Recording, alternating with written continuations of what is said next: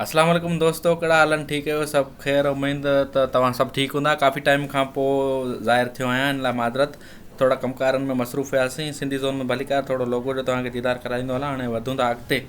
अॼु जेको वीडियो आहे उन जे हवाले सां तव्हांखे ॿुधाईंदो हलां त राति KTN न्यूज़ ॾिसंदे ॾिसंदे हिकिड़ी मूं न्यूज़ ॿुधी।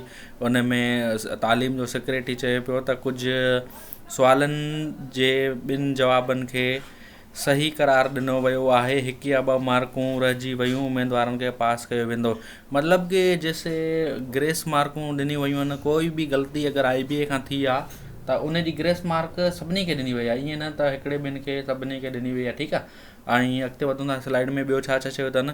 कुझु सुवालनि ते ग्रेस मार्कूं ॾिनियूं वियूं आहिनि ऐं पेपर में हिकु सुवाल जा स्लाइड डबल थी वई। हिकु या ॿिनि मार्कनि जे करे फेल थियल उमेदवारनि खे ग्रेस मार्कूं ॾेई पास करण जो फ़ैसिलो।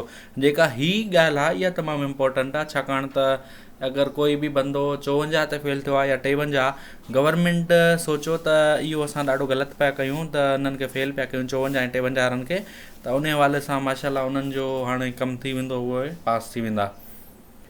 हिन हफ़्ते ताईं कामयाबु उमेदवारनि खे ऑफर लेटर ॾिना वेंदा। सेक्रेटरी तालीम अकबर लगारी चयो आहे त हिन हफ़्ते जेको आहे न ॾेई छॾींदासीं सभिनी खे ऑफर लेटर।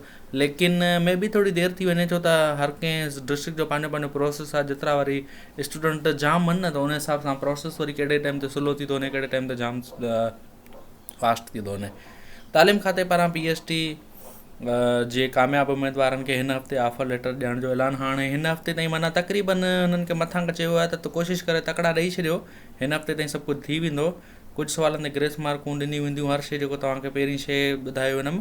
ऐं पेपर में हिकु सुवाल जा सही जवाब सम्झा वेंदा सेक्रेटरी तालीम। हाणे चवण जो मतिलबु इहो त तव्हां वीडियो ॾिठो, तव्हांखे बहितरु लॻो हूंदो। ऐं हिकिड़ी सजेशन हूंदी नए आयल उस्तादनि खे त तव्हां जेको आहे सो पंहिंजो कमु सुठे नमूने कजो। ठीकु आहे।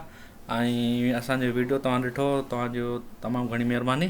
पंहिंजे दोस्तनि सां शेयर कयो। ऐं तमामु असां नए थींदड़ उस्तादनि खे जेके हींअर 54 ऐं 53 ते थिया आहिनि, उन्हनि खे असां मुबारकबाद कयूं था दिलि जी गहराइनि सां। उमेद था कयूं त तव्हांजो केरु ॾाढो बहितरु रहंदो ऐं पंहिंजो ख़्यालु रखिजो। ऐं जेको आहे सो स्टूडेंट्स खे ॾाढो प्यार सां पढ़ाइजो।